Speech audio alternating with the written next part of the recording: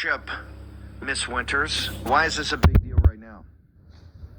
Well, DNI Tulsi Gabbard declassified, though the Biden regime had many censorship operations. I think one of the key ones, because they weaponized essentially every corner of the intel community, the NSC, the ODNI, the CIA, the FBI, the DOJ, but even I think more nefariously, the State Department and USAID. Hang on for 1 second. This is so big, I want to hit rewind for just 1 second.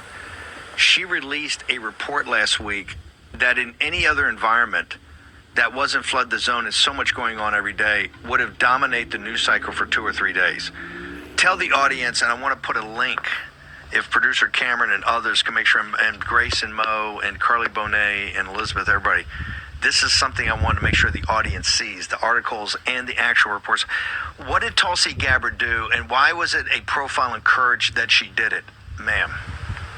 Sure. So this document, it's a 15-page PDF. We do have some screenshots, which when we get into it granularly, we can flash them on screen, but I encourage everyone to read it. It's not that hefty of a read.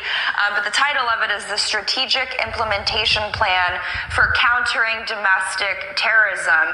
And you're exactly right. I think the most telling part of this document is the fact that literally no one has covered it. I wanted to go to the briefing room later today with a printed out copy and ask any of my newfound legacy media friends if they were planning on reporting on it, but they won't. I always say Joe Biden's new media initiative, he actually had one. It was just the vast and robust censorship of the American people using your taxpayer dollars, but try putting that in a new media briefing seat. I guess that doesn't go over too well.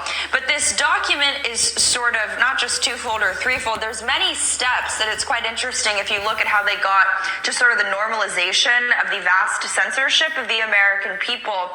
First and foremost, laying the sort of narrative and conceptual pretext with no evidence whatsoever, except maybe a CNN documentary, that the foremost domestic terrorist threat to the United States is right-wing extremism.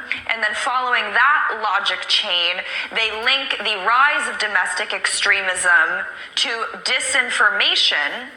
And somehow, when they square that logic train, this is a direct quote, they wanted to partner with foreign governments and foreign institutions such as the United Nations to obtain intelligence and information related to, quote, U.S.-based violent extremism.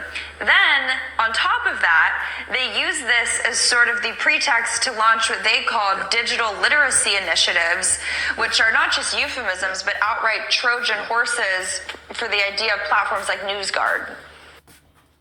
The president